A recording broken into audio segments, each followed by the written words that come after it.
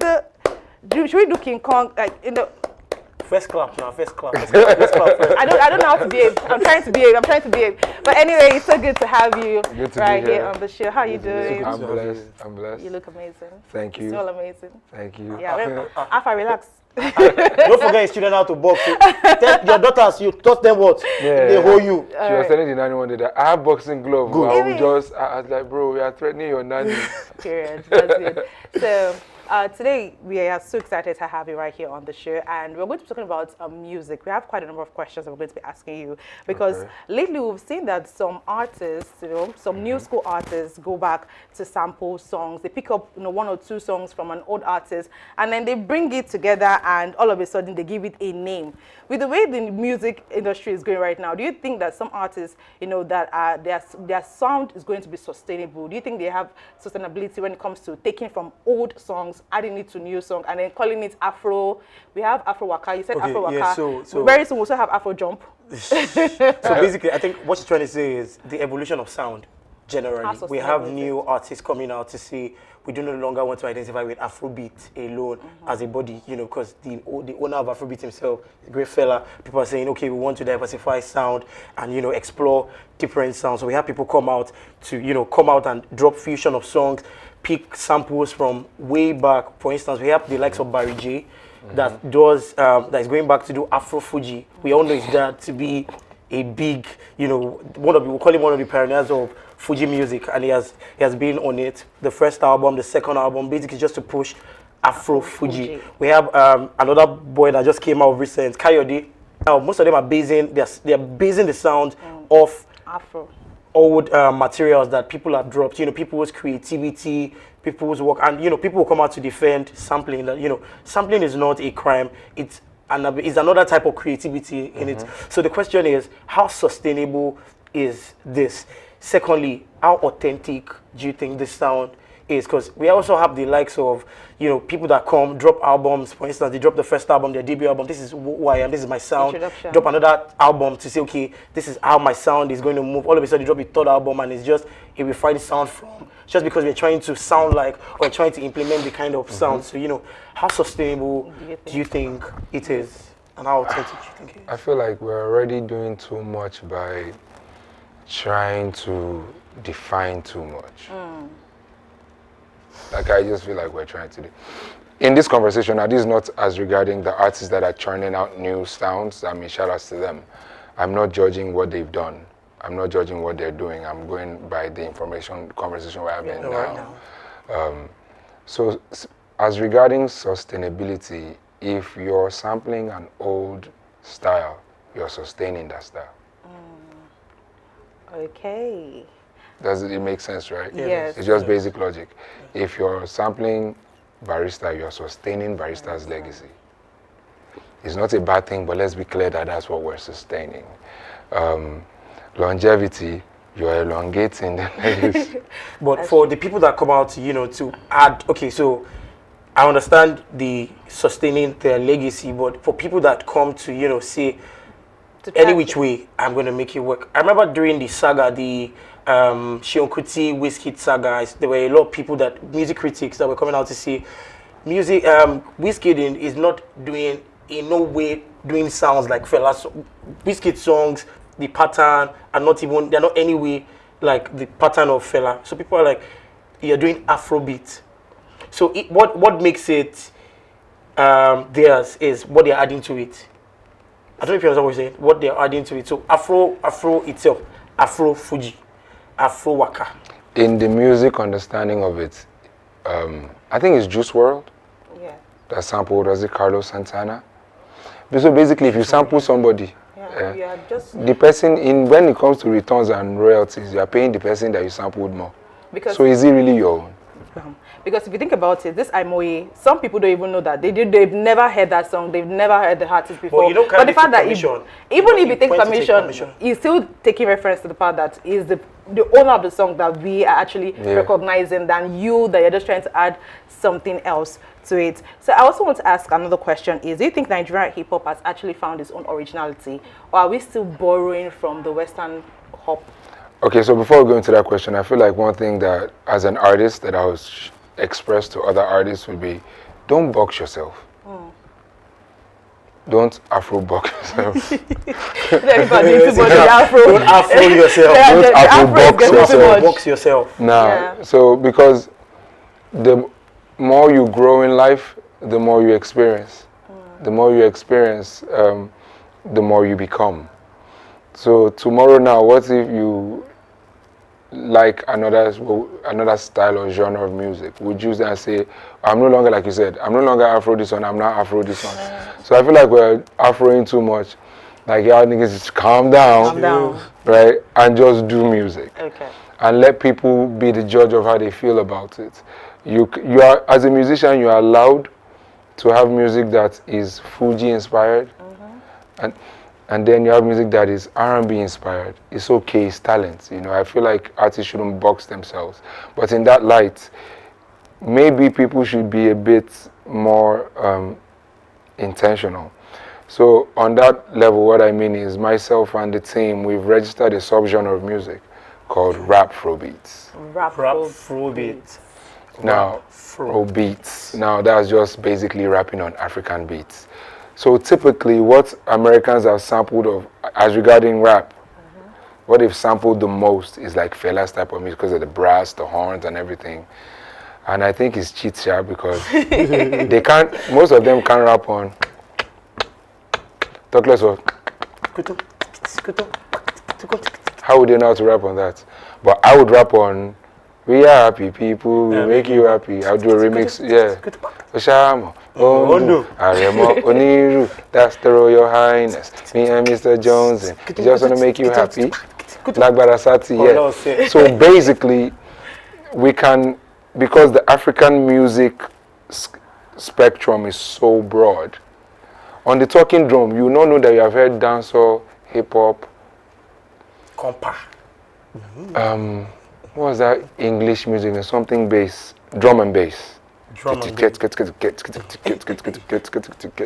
Well, I see has done music that has that beat before. Yeah. We've heard tum tum tum tum tum tum. Come on. Then slow it down. Jigga what? Fuck with me. Jigga who? J to the Z. Jigga what? Fuck with me. Yeah. So our African music is so broadly spectrumed that if you're not careful, you'll be boxing yourself trying to single out, oh, I am Afro this, whereas your ancestors created music that expands a lot of genre. So you're saying, I am Afro, that's one genre out of, and you'll be there at Owambe, you will not know that you're hearing dancehall.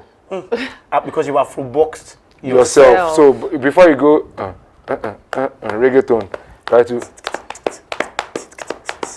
You play the drums because I see the movement. The hand movement. The hand movement. Yeah, Are there instruments you play? Cele boys. Oh. Agbamole. Yeah, I was born and raised in a white garment church, and there before you even touch the mic, you must learn one percussive thing. So is either you play agogo, or you play the clef, or you play shekere, or you play the shakers, or you play the tambourines. Then you now advance to like maybe talking drums and stuff. So basically, we've done Afrobeats to be able to create a landing platform for any kind of rapper or hip hopper that wants to explore more African diverse music, but then keep it rap. Wow. So instead of us just saying we are this one, so maybe everybody should also academically define it, because now Oyibo don't they try telling us say Afrobeats come from American hip hop. Are you serious? Yeah, there was a time the discourse was online, and that's because we're not being academic enough with our own definitions of our sounds. So it's not just about removing yourself from, I don't want to sound like everybody, bro. Are you going to sound defined? Because Afrobeats as a general music spectrum is similar to jazz to me, because it's only in Afrobeat music that you are going to hear reggae, you're going to hear country progressions, you're going to hear soul, R&B, but it still retains its Afrobeat nature. Yeah. You're going to hear Fuji, but it's still going to be Afrobeat. So that I just wanted to make that clear that yes, everybody can decide to diversify, but it better be, say, musically, academically provable. Musically, academically. So when you get to Grammys, they will not just lump you with Africa. Oh yeah. So you can say on the beat counts, on the progressions, on the chord progressions and things, these are the things that make it musical. and make it academically. Yeah, so that we can write about it and generations after can come, like Fela's music, and see that, oh, this is how to do this. If not, one people just come and put Fanta on the table and put swallow and say that's Nigerian culture. Well, I've seen a lot of videos online and they're very questionable. Okay, so I think this has been my last question. Victor, you dropped a new song this morning, titled Omi Laworan. Did I get it? Yes, you did. I would like to ask, what is the inspiration behind that song? Because I saw the video, and it was, to my own knowledge, it's basically about Omi, water. So, what is what's the story behind that song, Omi Laworan? So it wasn't like I said I was going to make Omi Laworan music, right? I was just in the studio and I just found myself pacing about. So usually I do a recap of how things happen before I make music, after I've made the music. Oh, wow. Right. Because I was going to ask you, your creative process. For every artist, we have different creative process. I'm a creative, so I have my process where I write. Right. What is your creative process, linking it with the new job? What is your creative process? Creative process is different. So I just think. Everybody's creative process comes from thoughts. So my creative process is thinking, right? But it's thinking in different facets. So as regards Omi Laworan, I was thinking, but I just found myself pacing in the studio in the house. Okay. I didn't think about pacing then. I just knew that now in hindsight, I'm like, wait, your ass was just walking up on about. Right? So again, with Early Momo, for example, I couldn't sleep. Oh, wow. Why? I guess because I needed to record the song. Did you record it in the morning? I couldn't sleep. Okay. So yes, it was in Momo, the early hours of the morning that it came. But I wasn't doing that intentionally. I just couldn't sleep. I was like, so the bedroom, once you step into the living room, the longest, there's a studio here. And then there's sitting area here, then there's another like guest living room here. So I was like, I couldn't sleep. I was like, okay, maybe I should just go and take one of Mr. Clev's beats and just, because I couldn't sleep. And when I made the chorus, I was like, I just left it and went to bed. It was when I met with Good Girl LA, we were trying to make another record. That one I was now not working. And I said, wait, how this thing, I don't know if you like it, but hey. She was like, okay, and that's how it happened. So with Omi Laworan, I was pacing in the studio, and it just came to me. Omi Laworan, káyé tó làjú. Omi Laworan, káyé tó dìgbàlódé.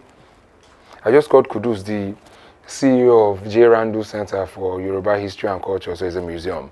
I was like, that song that you guys performed about Omi, sing it again. I just said, Omi, oh. I was like, okay. Because the man was like, I hope I'm not singing your song. Somebody else's song. So I hope I wasn't plagiarizing things. Yeah. So I had to call him, and when he sang, I was like, okay, so this was definitely inspired by whatever it was. And I called No Speech, the producer. I was like, yo, Alpha, this song, I was like, yo, just send me voice notes. And when he came back, he made a percussion like, so hey yeah, oh, I was going to say, I was going to ask you. So I'm more into the Beriola type of music. So when I heard that song, I tried to link it with Beriola does culture. I was trying to link it with one of the songs that would. Kotoaye came to mind. That was the only came to mind. That was the only. At first, I was like, okay, hold up, what's going on? I'm like, okay, Kotoaye and I like blood of Jesus. Whenever I remember Kotoaye, I'm always like the blood of Jesus. Now I like where you went with this blood of Jesus, because in the end, what I was scared by as a kid, I decided to make music by to conquer it. Oh wow! Because the fear is useless. Okay, that's true. Like think about it. Why the hell would you be afraid because you heard a sound? Well, it kind of traumatized me growing up. So hearing that sound brings back that trauma. Well, and I'm like, it's because we're going through a process of demonizing our culture. So they use fear to demonize our culture. Because in the end, think about it. You never see any bats turn to human being. Yeah. All those funny videos that we see on Facebook. Have you seen it? Have you seen a rat turn to human being? No. But Black cats, uncle? No. So why do you believe it happens? I don't know, because growing up with him, that's like what everybody have been. It's because of his TV. It's called TV programming for a reason. TV programming. So we're being programmed into that fear. So I guess with me, I was scared of it then. I wasn't scared of the sound. I was just scared of what the sound was attributed to. Like, witches and everything. Then you now see the people in real life, and I'm like, I could kick you the fuck out. Right? When you go there, like, you traumatized me. No, like, so if I see this woman, so is she now a real witch? The same thing that kind of like affected Patience Ozokwo, right? Yeah. You can't look at her and not think about bad, wicked Or person. all I did was this. Right? That even better the line for me. I'm like, yo, ritual me every day. That's K-OK. Oh, wow. Right? But, Tell me every day. K-OK! But I'm still scared to say that. I think we need to get to the point whereby we understand that it was just scripting to program your thoughts. It didn't mean anything. If those things were real, those people would have destroyed a lot of politicians because they have power to. And I like the fact that you're very culture oriented and culture, because I remember you were at Ojidioba. Yes. Yeah, I'm from Ogun State. I'm a proud Omo Ojidioba. And we know that you're a very culture oriented person, and I believe that everybody that knows Vector knows that about you. So speaking about your type of music, what is that one thing you would want people that listen to your music to hold on to? I listen to music. People listen to music for different things. Yeah. I listen to Brimo when I need to. I just want I want to listen. I want to tell myself a story. That's the reason why I listen to that guy. I listen to Vector when I need depth. What is that one thing you want people that listen to your song, especially people that just getting to know your music, that just getting acquainted to your type of music? I don't know what their reality is, so I'll leave that to them. People attach value to things as they feel. So I can't know your experience, so how do I tell you what to experience or what to get from my music? I'll just let you do that. I'll make the music and let the music do its magic with you. Okay. Speaking about magic, I remember the magic when that song dropped. Everybody wanted to learn the line King Kong. I just finished secondary school there. You believe the King Kong, shooting non-stop. Should I not call it Afro-Atilogu? Afro-Atilogu. Because what we did in the studio, myself and Licious Crack It, was we blended trap music and Atilogu music. The Igbo from the... Yeah. Okay. If you call them Afro-Atilogu, you just But Atilogu is African, isn't it? Give me the back. Is that not tautology? Afro-fuji. Well, Fuji beats. Okay, so right about now we have some comments on YouTube that we're going to be reading out, and so Aziz Rukayat is saying, "Let Vector give us 2 or 3 verses before he leaves. Oh, please, very important." Go open Bible and read.